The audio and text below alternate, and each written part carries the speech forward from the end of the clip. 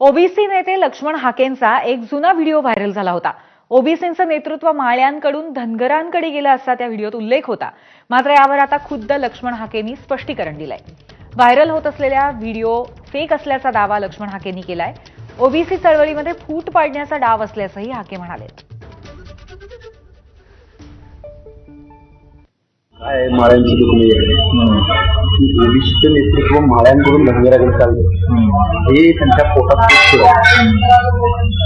दुसऱ्याची पोरं दोन काय ती कामाची नाही ती बाकी कुठला कार्यकर्ता दुसऱ्याने वर गेला नाही तरी गेला नाही. मग आता काय करायचं? हा जो व्हिडिओ व्हायरल होतोय हे कुटील डाव माझ्या बाबतीमध्ये हा रचला गेलेला आहे.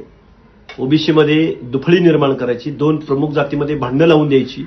लक्ष्मण हाके जास्त बोलतोय काय, त्याला डॅमेज करण्याचा हा उद्योग आहे. माझी ओबीसी बांधवांना हात जोडून कळकळीची विनंती आहे, अशा गोष्टीला तुम्ही बळी पडायचं नाही. आपली लढाई खूप मोठी आहे. माझं मॉरल हे दुपटीनं वाढलेलं आहे. त्यामुळे गावगाड्यातलं ओबीसी निश्चित एकत्रित येईल. अशा दुफळी किंवा असे फूट पाडण्याचा डाव निश्चित यशस्वी